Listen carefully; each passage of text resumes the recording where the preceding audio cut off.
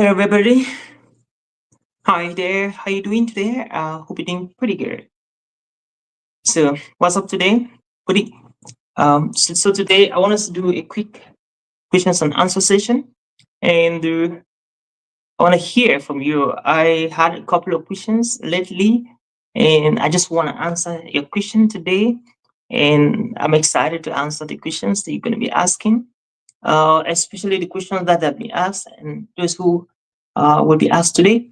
So, to begin, I would love you to let me know which part of the world you're watching us from and which of the social media platforms you are watching us from.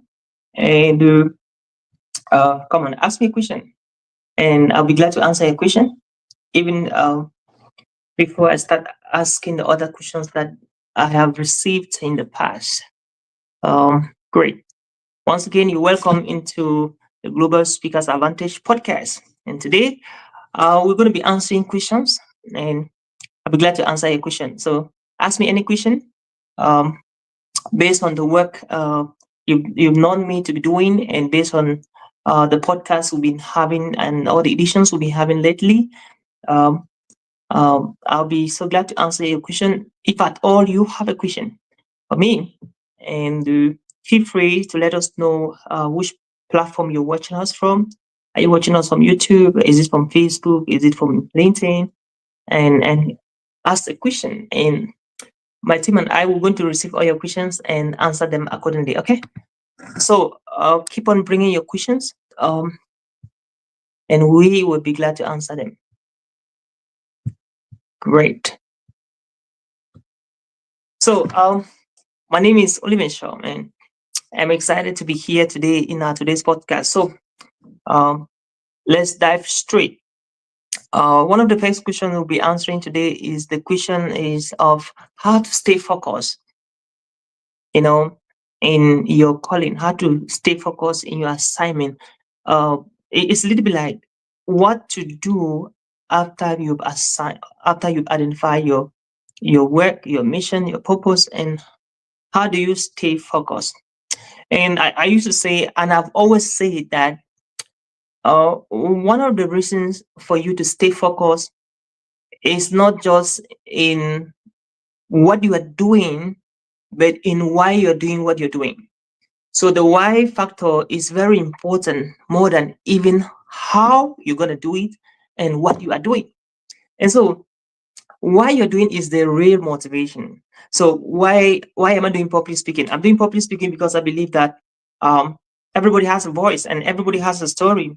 And until you share your story to the world might not see your value. Until you start sharing your story with the world might not see what you can contribute. Until you start sharing your story with the world might not experience your presence here on earth. And so I believe that if everybody can share his or her story to inspire, transform, impact one or two lives, then life will never ever remain the same. I'm doing what I'm doing today because I heard somebody shared his story. You know what I mean? Like John C. Maxwell shared his story. Professor Madison Garrison shared his story. Lisa Nichols shared her story. Oprah Winfrey shared her story. You know what I mean? So it means that if you don't share your story, there are a lot of people out there, they are not going to be inspired. They're not going to be impacted. They're not going to be transformed. And so that's why I began training speakers, and that's why I am speaking. I'm speaking because I am sharing my story, and many people directly or indirectly are inspired by my story. You know what I mean? Like I dropped out from school 7 times, but I did not give up. I still went back to school and completed my education. And today I've written 15 books. I've traveled and spoken virtually and physically in 10 countries plus. And what that's my story. And so if there is any way my story could be an inspiration to you, good and fine. And that's why I speak, and that's why I'm training speaker, and that's why I'm coaching speakers. And so the question was how to stay focused. So for you to stay focused, you need to know why you're doing what you're doing. So the question is, do you know why you're doing what you're doing? Because if you don't know the why, I bet you the slightest wind will blow you away, will toss you away. And if you want to achieve unparalleled achievements in your life, in your time on earth, you need to have a stronger why you're doing what you're doing, because that is what will keep you on track. That is what will keep you focused. That's what will keep you going, irrespective of the storms, irrespective of the challenges, irrespective of whatever you go through. So you will keep on going because your why of doing what you're doing is very strong. And I always advise young people, especially young people and adults even, that stop doing things because you see other people doing it. Don't do that. Samuel Tofi, for instance, is a Cameroonian soccer player. He's a true definition of success. Don't play football because Samuel Eto'o is playing football. If you don't have the passion, the calling, the a stronger why to be playing soccer or football, don't do it. So because Francis Ngannou is succeeding as a boxer, you know what I mean? You should not just go and do it, because that might not be what you're called to do. You know what I mean? So if I am doing public speaking, and maybe if I'm succeeding in public speaking, you don't necessarily have to do public speaking. And you can do other things away from public speaking. But if you feel like public speaking is what you love to do, what you feel like you're going to do, come on, go ahead and do it. But you may also like to know the things I am failing at. You know what I mean? I'm not a good artist. Like, drawing is not my thing. You know what I mean? Drawing is not my thing. My thing is storytelling, communication, right? So I'm not passionate about agriculture. I'm not very good in doing farm work. You know what I mean? But there are people who are much better than me when it comes to farm work. And so I should not go and want to be like them. I have a couple of my friends and mentees who are doing so well in agriculture. So I should not go and begin to emulate them and want to do in agriculture like they are doing. I can only learn from them how to be a better farmer, but I cannot fully operate as a farmer. And so that's the framework and that's the matrix. So the matrix is, you have to pursue what you are passionate and what you love doing, what you feel like you're called to do. That's the point of what I'm saying. Hi, Ojo, Raphael. Thank you for changing lives and great leader. You are inspiring. Thank you so much, sir. I appreciate that feedback. So, what question do you have for me? So, the question I'm answering is, how do you stay focused despite the storms of life, despite the challenges, despite all the difficulties that you at times will have to go through in order to achieve your dreams? How do you stay focused? And by point, what I'm saying is, the catch is, you have to know why you're doing it from the first place. Because if your why you're doing it from the first place is not strong enough, boy, you give up. You will quit. You will quit within months, not even within weeks, even. Because it takes a lot. It takes a lot of emotional strength. It takes a lot of willpower. It takes a lot of thick skin. It takes a lot to pursue your dream. A lot of sacrifices, a lot of dedication, a lot of energy. You know what I mean? It's beyond ambitions. It takes a lot of things all put together, a lot of prayers, a lot of time, you know, to achieve your dream. And so means that if you are venturing into achieving any purpose for your life, which is not your true purpose, you will sweat. Like, you will quit. I bet you will quit. But it has to be something you're passionate doing. It has to be something you love doing. It has to be something that you cannot do a day without doing it. And that is when you will have a stronger why. Hello to my very dear friend Hollis E. Aidabo from the Federal Republic of Nigeria. Great job, bro. Greetings, bro. I celebrate you. Thank you so much for celebrating me. Oh wow, what an honor. So thank you. So that is it. Come on, man. Ask a question to me, okay? What question do you have? Uh, you need to discover your why to succeed on your path to purpose. That's it, my brother. You must discover your why. I mean, people like Hollis, he is on fire because he has found his purpose. I mean, there are a lot of young people in Nigeria that started with Hollis in Africa, but many of them have quit. You know what I mean? Like, a lot of them have given up in that pursuit of purpose. But this guy is still here. I met him over 3 to 5 years ago. He's still doing the same thing I met him doing. And that's amazing. So I wish we have more Hollis Aidabo around the world. We need more of him. People who will keep on doing what they're doing until they see the success they're looking for. Absolutely, man. That's it. So you will quit in what you're doing if you don't have a strong why. And what I mean is that it's either it's between life and death. It's either you do it or you don't do anything on earth. So that's what I mean. And I remember young people most of the time they ask me, Oliver, why did you choose public speaking? And what has kept you in this career for 15 good years? 15 good years. I'm like, well, it's because that's my calling. That's what I was born to do. So why should I not do it? Why should I quit? So if I quit it now, who will do it for me? Who will do it for me? So that's why I didn't quit. And that's why I'm not quitting anytime. Because if I quit, nobody does it for me. And again, you cannot quit your own thing because you quit, I won't do it for you. So you have to take responsibilities in doing that thing that you were born to do. And for that to happen, you must identify your why. You know, there is a concept I in one of my books, I talked about this concept. In one of the podcasts I did, I talked about it. It's the cul-de-sac. Cul-de-sac is a French word, and it means quitting. So the question is always asked, when is the right time to quit?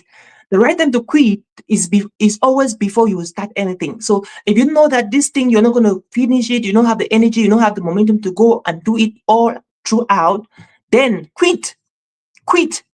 Quit right now if you don't want to quit along the way. So the best time to quit is before you start. And if you've started, my friend, you have to go through the deep. And what is the deep? The deep is the challenges, the ridicule, the pain, the exhaustion that you have to go through to get that goal achieved, to get that purpose, that dream realized. That's the deep.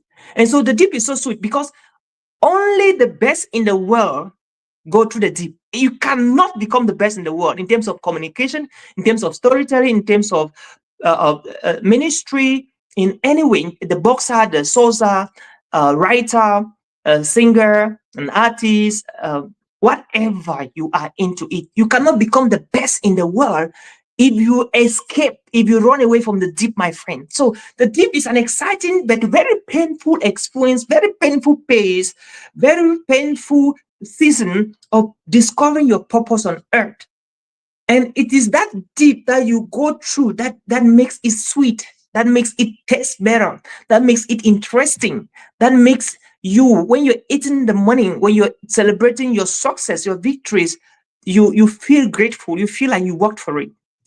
If you don't go through the deep, my friend, you can never. People can even celebrate you and like, what the heck are you talking about? You know, it's because you've not gone through the deep. So when you go through the deep, you test pain. All pregnant women that they are delivering the baby, they go through the deep. So that labor period, that period between child labor and child delivery is what we call the deep. So just to put it in a simple way, everybody can get it. That's the deep. So the deep to a pregnant mother is the period between 7 months, 8 months, and the child delivery. So that painful moment, that period like that, between the last 2 months before delivery, that is what we call the deep, D-I-P. That's the deep. And if you have to relate it to your life and to my life, it is that moment where you are about to deliver your purpose of existing on earth that you have to experience the deep. And 99% of people, they quit right when they are inside the deep. And that is the worst mistake you can ever do in your life, to quit in the deep. The worst mistake you can ever do in your life is to quit in the deep. So never quit in the deep. And the best time to quit, like I said, is before you start. And once you've started, don't quit. I've never seen any pregnant woman who is about to deliver the baby who is so scared to go through labor until she delivers her daughter or her son. I've never seen. And just as a woman will not go through 7 months and just the remaining 2 months left to deliver, she will quit that, I'm done with the pregnancy. They don't do that because they cannot wait to see their baby. They cannot wait to welcome their newborn baby. So in as much as you have to go through the 7 months, and then don't quit within the last 2 months, because don't wait to welcome your new phase of life, your new self, your next step. Don't wait to welcome your version 2.0. Right now, you may be at version 0.1, 0.2, 0.3, 0.4, 0.5, 0.6, 0.7, 0.8, 0.9, 1.0. And right now, for you to move to from 1.0 to 2.0, you have to go through that deep, that tough period where you have to get to the next level of your life. And that's why when you're about to go to the next level of your life, life becomes fierce, very tough. The battles become very fierce and tough. And it only takes somebody who understands, who has a mindset of the deep to go through. Hi, Ojo. You must go through the deep if you want a better life. And important, don't quit in the deep. I love that, bro. Don't quit in the deep. So great. So that was the answer to that question. How to stay focused. And so I think we have even over answered the question. I hope that helped to whoever asked the question. So whatever question you have, just drop it as I continue answering more questions. So the next question is after how do you become a paid speaker? Right from now, you just have the talent to speak, you have the passion to speak. What are the steps you have to go through until you start making money speaking? Okay, that's a brilliant question. What are the steps you have to go through until you start making money speaking? So the first step I always say is number one, which is very important, is to refine your skills, is to polish your public speaking skills or communication skills. And for that to happen, you need to look for a public speaking school, academic institution where you can study public speaking. Now, when you go through the skill, it could be 1 month, it could be 3 months, it could be 6 months, it could be 1 year. Like what we do at the Texas Institute of Public Speaking, we have courses for 1 month, we have courses for 3 months, we have courses for 6 months, and for 1 year. So when you go through that process, when you're done acquiring the skills, polishing the skills, learning the frameworks, the methodology, the strategies on how to execute the skill and implement, the next phase is to work on your story. And one of the things we do at the Texas Institute of Public Speaking or the Public Speaking University is that we also help you to craft your stories, to document your stories, to write your own stories. Once you have your story ready, the next phase is now we do what we call your 2 minute reel or 5 minutes or 10 minutes. You need to have a video of yourself speaking live. You know what I mean? A video of yourself speaking live. So when that video is ready, then you have to develop your one-page sheet. Your one-page sheet is like your CV or your curriculum vitae or resume of speaking. So it has to do with the topic you speak on, the topics you train on, testimonial from 1 or 2 of your clients, your website, your contact, your email, how people can reach out to you, why they should book you. When that is ready, with all of the with a 5 to 10 minute video of you speaking in a live session about what you talk about, then you are good to go. The next thing now is you can contact event organizers. You can even volunteer to speak for free just to get more exposure, more marketing. And if you keep on being consistent, before you notice, boom, you will already become a paid speaker. Before you notice, boom, you become an international speaker. Before you notice, boom, you become a top global speaker. And so those are the stages you have to go through to eventually live your dream of becoming a professional speaker. And so, it's time. So I'll answer last 2 more questions before we go. So, what's the next question? The next question I got here is how do you move from being from speaking for free to being paid to speak? You know what I mean? So, 2 things you can do to move from speaking for free to speaking for a fee. It's a little bit like from freemium to premium, from freemium to premium. So how do you move from freemium to premium?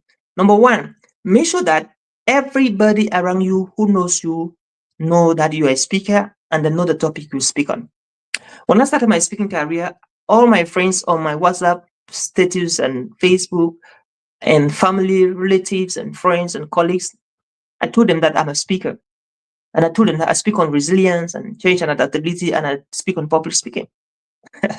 Public speaking, you know what I mean to speak on public speaking? So that's what I do, my friends. So everybody knew that I was a speaker. Who knew me? So the first thing I tell people when I meet them, when it is my turn to talk or to speak or to share my own part of the story in a networking event, I'll tell them that I'm a speaker. First thing first. So the more I was telling people that I was a speaker, the more they knew that I was a speaker. So most of the time when there's a speaking engagement somewhere, they will say, oh, I remember one guy, Oliver, who once told me that he's a speaker. So maybe we check him out. And so that's the first thing you do. Let people know that, oh, that this is what you do. Because you can be so good in what you're doing, but if people don't know that this is what you do, you may never have the opportunities that you deserve. So it's not just about being good, it's about showing up. It's about showing up because the best people out there that excel so much, they're not really necessarily the best in their own domains or industries. They are just good in marketing. And so you don't have to play around with your marketing too. Then when you already let people know this is what you do, then as you are letting people know, you have to constantly work on yourself, constantly refine yourself, constantly educate yourself, constantly learn, constantly upgrade, constantly update yourself, and learn as much as possible and be actively doing it. There's what we call social proof. People can know that this is what they do, but if they don't see you doing it, they will never trust you. So there's one thing telling people that this is what you do. Another thing is telling people that, showing people that you're doing it. So telling people and doing it. So it's like walking the walk. So you need to walk the talk and walk the walk. So you're telling people that this is what you do, you're doing it, and they're seeing it, and they're seeing the evidence, they're seeing the proof. That's social proof. So you need to just flood your social media platform with what you do. A little bit, like, not all the time. There's a strategy in posting. You don't post about what you do all the time. So we divided into three parts. The first one is 70% of content you should be posting should be self-help. How can you help people to live better lives with what you do? Share content, share a lot on what they're doing, on what you're doing in ways can help people, not charging them. The second thing, talk a little bit about yourself, just 20% about yourself. 10% should be about what you do, and then asking people to buy. So if you focus on 70% content, how to help people become successful, better lives, live a wonderful life experiences. Then, number two, 20%, you focus on talking a little bit about yourself. And then 10%, you focus on talking about what you do and how it can benefit them by them buying. Then you will be a very successful uh, at what you do. And so when you start doing that, now you can now volunteer for opportunities to do that at a higher scale. You know, I remember I volunteered speaking a couple of conferences in and out of Cameroon, and now even here in the US, I do a lot of I speak in a couple of conferences just by volunteering. And the more I do that, the more opportunities I have. You know what I mean? The more I do that, the more opportunities I have. And so when you volunteer, it pays off because volunteerism is power. And there's nothing like, let me just close with this. I don't have much. There's nothing like free speaking, my dear friend. There's nothing like free speaking. Anytime you're speaking for free, even if they don't pay you or the event organizers don't pay you, there is always an indirect way you can pay yourself. Number one, just the fact that you were exposed in that platform, many people have known you. If you had to pay a TV house, a media house to advertise yourself, to market yourself, it could have been more than how much you have gotten from that opportunity to expose yourself. So look at speaking for free as an opportunity to get exposure, get experience, and get connections where they can pay you to speak. Number two, when you speak for free, you have pictures, you have videos. These are very sensitive information I share only with my coach, with the mentees and the people I coach in the speaking industry. And I just wanted to share one or two of them here. Maybe you could help. So when you speak for free, you get pictures and videos while you're on the stage. And when you post the pictures and videos on Facebook, on LinkedIn, on YouTube, people will not ask you, were you paid or you were not paid? They will just know that you are speaking and you're doing well. You know what I mean? And because of that social proof that people can see, they can use that as an evidence to book you and pay you to speak. And so remember, you speak for free. And because of that, you got some exposure, you got some pictures and video footages that are helping you now to get paid speaking gigs. And so that is it. So there's nothing like speaking for free. There's always a reward from it. I learned this lesson the hard way from my dear mentor, Charlotte Kemp from South Africa, and it's a game changer. It has been a game changer for me as well. So, guys, thank you so much for showing up this afternoon. It's such a blessing to have had you here. A high shout to my very good friend Taco Bonnie. Jeko, thank you for these great tips on my way to Boyer to attend a nurse conference. Oh my God, you're always attending events and speaking. I love that. I love that. But if he's one of my students and he's doing so well, he just came back from Kigali, Rwanda, where he was speaking in NCD's conference. And thank you so much, everybody. Hope this was of great help to you. Thank you, Bonnie. Thank you, Ojo Lafiu. Thank you, Hollis Adabo. And thank you, all my YouTube friends and LinkedIn friends and Facebook friends. I'm looking forward to see you on Tuesday, uh, God willing. And that was it for today. This was Working the Talk podcast, and of course, our Global Speakers Advantage podcast.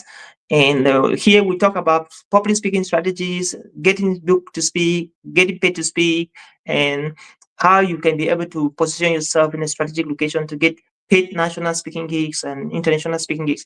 And for today, we're looking at questions and answers with Oliver Shom. And it's been such a blessing having the few minutes with you. And I can only say, what a time, what an opportunity to be alive and to experience these kind of things. If we don't meet again, see you on Tuesday. God willing. Bye.